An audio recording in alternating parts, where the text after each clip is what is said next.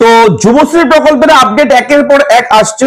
আমি যখনই আপডেট পাচ্ছি আপনাদের সঙ্গে শেয়ার করছি। যারা প্রথম থেকে আমাদের সঙ্গে আছেন আপনারা সবাই জানেন। তবে যুবশ্রী প্রকল্পের ব্রেকিং আপডেট দেবো এই ভিডিওতে। খুব ভালো খবর রয়েছে, সূত্র মারফত একটা খবর পেলাম, অবশ্যই সময় নষ্ট না করে সেই খবর আপনাদের জন্য নিয়ে এলাম। সঙ্গে থাকুন, অবশ্যই বলে দেবো। দেখুন, লাস্ট ডেট হচ্ছে 28/11/2025, আগামী 28 তারিখ। আজকে 22 তারিখ ভিডিওটা আমি রেকর্ড করছি, ঠিক আছে? 22 তারিখে রেকর্ড করছি ভিডিওটা, তবে ভিডিওটা হয়তো 23 তারিখেও পাবলিশ হতে পারে, 22 তারিখ আজকেও হতে পারে। টাইমের ব্যাপার রয়েছে, রেকর্ডিং চলছে, তারপর এডিটিং করবো, তারপর ছাড়বো, টাইম লাগতে পারে। তবে যখনই দেখছেন আপনি জেনে রাখুন, যুবশ্রী প্রকল্পের 103 ফর্ম সাবমিশন অনলাইনের মাধ্যমে শেষ হয়ে গেছে, এবং যারা অনলাইনে করতে পারেনি তাদের জন্য অফলাইনে ব্যবস্থা করেছে এমপ্লয়মেন্ট ব্যাংক। অর্থাৎ এই যে যুবশ্রী প্রকল্প, এই যুবশ্রী প্রকল্পের অ্যানেক্সার 3 ফর্মটা সাবমিট, এটা মাস্ট, এটা করতে হবে। এবং এখানে একটা বড় প্রশ্ন হচ্ছে, এই যে টাকা 2 মাস 3 মাস যাই হোক টাকা ডিউ রয়েছে, আপনাদের কত টাকা আপনাদের ডিউ রয়েছে আপনাদের বলে দেবেন একটু কমেন্টে এসে, যে কারোর 1 মাসের টাকা, কারোর 2 মাসের টাকা, কারোর 3 মাসের টাকা, এরকম থাকতে পারে বাকি। ঠিক আছে, আপনি কত মাসের টাকা এখন পাবেন, যুবশ্রী প্রকল্পে কত টাকা বাকি রয়েছে একটু কমেন্ট করে মেনশন করবেন, জানিয়ে দেবেন আমাকে। আমি এর পরবর্তী সময় কিন্তু এগুলো নিয়ে আলোচনা করবো, আবারও কিন্তু আপডেট দেবো। তবে টাকা কবে দেওয়া হবে যুবশ্রী প্রকল্পের? এই সপ্তাহে কি টাকা দেওয়া হবে? এই মাসে কি টাকা দেওয়া হবে, নাকি আগামী মাসে টাকা দেবে? কত টাকা দেবে দিলেও? 2 মাসের টাকা দেবে নাকি 1 মাসের টাকা দেবে? কত টাকা পাবেন, কবে পাবেন, এগুলো আমি ডিসকাশন করবো ভিডিওতে, বলে দেবো। অবশ্যই সূত্র মারফত খবর রয়েছে যদিও, এবং অবশ্যই এই 28 তারিখের মধ্যে যেন তেন প্রকারে আপনারা যদি অ্যানেক্সার 3 ফর্ম সাবমিট না করেন, অবশ্যই করে নেবেন। যদি আপনি বেকার ভাতার টাকা চান, যদি আপনি বেকার ভাতা পাওয়ার যোগ্য হয়ে থাকেন, আবেদন করেছেন বেকার ভাতা প্রতি মাসে 1500 টাকা, ঠিক আছে?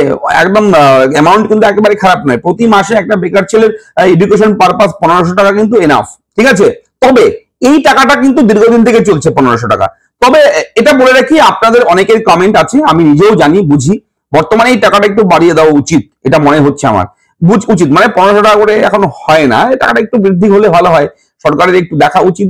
যদিও বিভিন্ন অন্যান্য স্কিম চালু করছে একের পর এক সরকার মানুষের জন্য, তবে এই যুবশ্রী প্রকল্পের বেকার ভাতার টাকাটা একটু যদি বাড়িয়ে দেওয়া হয়, তাহলে হয়তো ছেলেমেয়েরা আরো বেশি একটু উপকৃত হবে।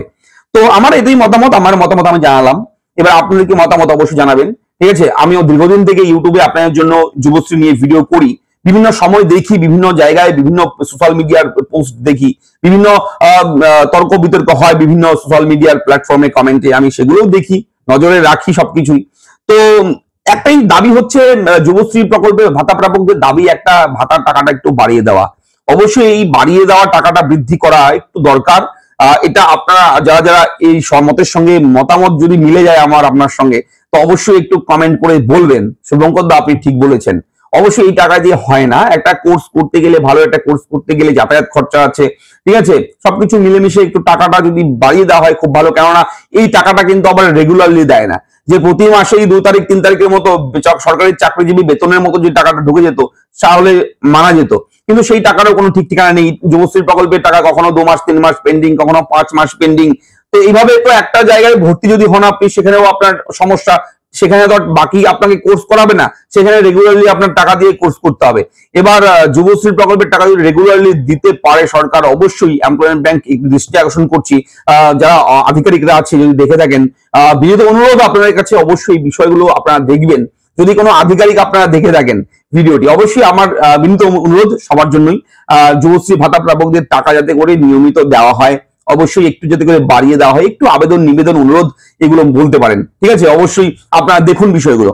তো চলুন ভিডিওর মূল টপিকে আসি। এগুলো হচ্ছে আপনাদের জন্য কথা বলা, ঠিক আছে? দর্শক যারা আছেন যুবশ্রী ভাতা প্রাপক, আপনাদের জন্যই কথা বলা এতক্ষণ যা বললাম। তবে যে আপডেট রয়েছে, অ্যানেক্সার 3 ফর্ম সাবমিটের লাস্ট ডেট হচ্ছে 28 তারিখ। 28 তারিখের মধ্যে আবেদনটা সম্পন্ন করতে হবে, এবং অ্যানেক্সার 3 ফর্ম সাবমিট না করলে কিন্তু যুবশ্রী বেকার ভাতা আপনার বন্ধ হয়ে যাবে, যুবশ্রী প্রকল্পটা বন্ধ হয়ে যাবে। তারপর যদি আবার চালু করতে চান, বন্ধ হয়ে যাওয়ার পর সেটা কিন্তু অনেক হ্যাপার রয়েছে।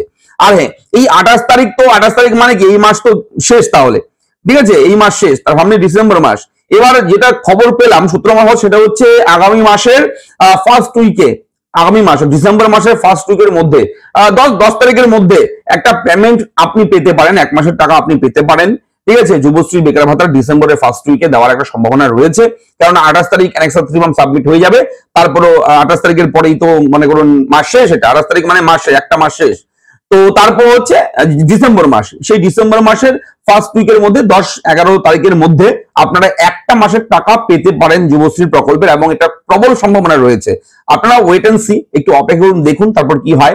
এবং আপনাদের কোন রকম কোয়েরিজ, কোনো প্রশ্ন থাকলে আপনি কমেন্ট করে জানাবেন, আমরা চেষ্টা করবো আপনার কমেন্টের উত্তর দিয়ে সাহায্য করার। চলুন দেখা হচ্ছে নেক্সট ভিডিওতে, ভালো থাকবেন, ধন্যবাদ। কেমন লাগলো আপডেট লিখে জানাবেন, আপনার মতামত অবশ্যই জানাবেন। আমরা যে আলোচনাগুলো করি আপনাদের জন্য যে কথাগুলো বলি, সেগুলোর সঙ্গে যদি আপনার মতামতের কোন রকম মিসম্যাচ থাকে, যদি আপনি চান যে শুভঙ্করদা ভুল বলেছে কিংবা শুভঙ্করদা ঠিক বলেছে, যেটাই বলি না কেন, আপনার মতের সঙ্গে আমার মত মিলতে হবে এমনটা নয়, যত মত তত পথ, ঠিক আছে?